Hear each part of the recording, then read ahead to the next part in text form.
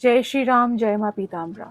स्वागत है आप सभी का शंखनाद चैनल पर। ये वीडियो विशेषकर उन महिला साधिकाओं के लिए है जो गृहस्थ जीवन में रहते हुए ही मां बगलामुखी की साधना के पथ पर आगे बढ़ना चाहती हैं। ये तो आप सब जानते ही होंगे कि 10 महाविद्याओं की साधना में अनुशासन और सावधानी अत्यंत आवश्यक है। ब्रह्मचर्य का पालन लंबी साधनाओं में करना ही होता है, जिसमें कोई संशय ही नहीं।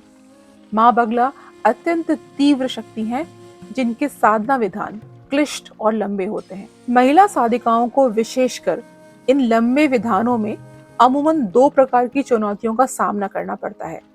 पहला मासिक धर्म यानी कि पीरियड्स, और दूसरा पूर्ण ब्रह्मचर्य का पालन और शारीरिक शुद्धि। पीरियड्स की स्थिति में लंबे अनुष्ठानों में महिलाओं को क्या करना चाहिए और क्या शास्त्र सम्मत है, इसके बारे में विस्तार से हम आने वाली वीडियोस में बात करेंगे। पर आज का मुख्य विषय है कि विवाहित महिलाएं शारीरिक शुद्धि का पालन कैसे करें। देखिए, ये समस्या अधिकतर महिलाओं के सामने आती है कि साधना के दिनों में वो चाहकर भी ब्रह्मचर्य का पालन नहीं कर पाती, क्योंकि उनके पति सहयोग नहीं करते, या कह लीजिए कि संबंध बनाने की जिद सी पकड़ लेते हैं। अब ऐसी स्थिति में न सिर्फ अनुष्ठान का अनुशासन भंग होता है, बल्कि माँ के दंड की प्राप्ति भी हो सकती है। तो यहाँ पर महिलाएं क्या कर सकती हैं, इस बारे में आज हम विस्तार से बात करेंगे। मेरे गुरुवर स्वयं कामाख्या धाम के पहुंचे हुए बगला साधक हैं। कई वर्षों पहले मुझे दीक्षा देते हुए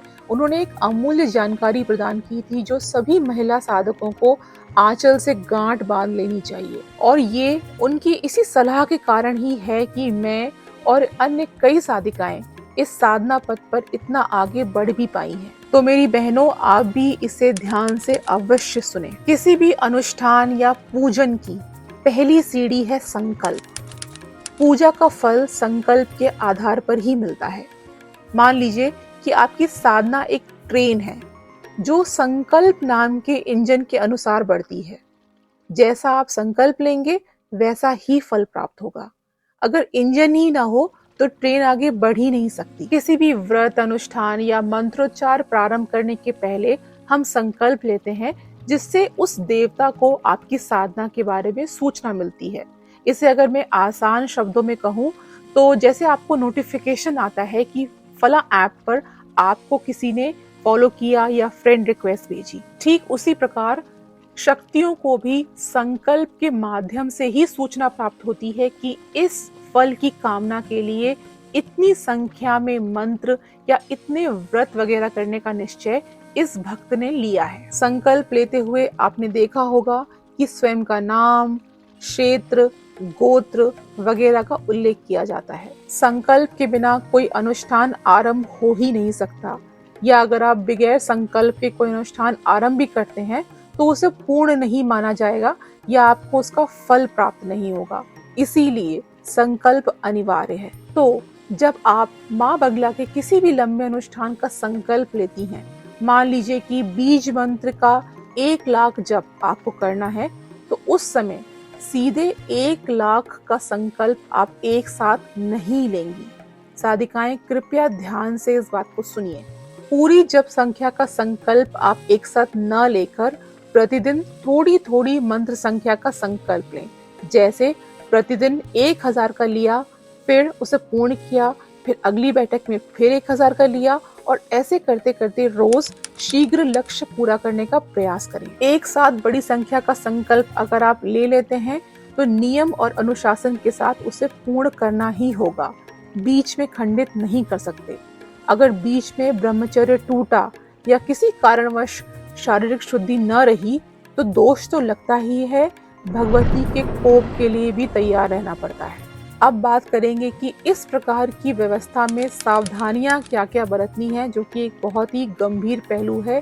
इसे बहुत ध्यान से सुनिएगा। पहली सावधानी, ये छूट गुरुओं ने मात्र महिला साधिकाओं के लिए बताई है, क्योंकि गृहस्थी और विवाहित जीवन में स्त्रियों को कई प्रकार की चुनौतियों का सामना करना पड़ता है, चाहे वो पति या प्रियजनों की ओर से ही क्यों ना हो।